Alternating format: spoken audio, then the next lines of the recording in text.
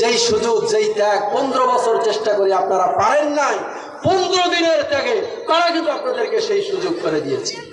যদি যদি যদি এবার এই সুযোগ হাতছাড়া করেন, ওই শহীদ আল্লামা সাঈদ রাহমাহুল্লাহ আরেকটা বক্তব্য আপনাদেরকে স্মরণ করিয়ে দিয়ে শেষ করছি।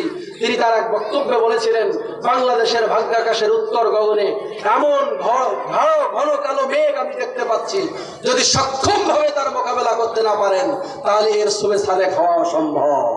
মনে আছে আপনাদের কথা? সেই সুযোগ আপনাদের সামনে আসছে।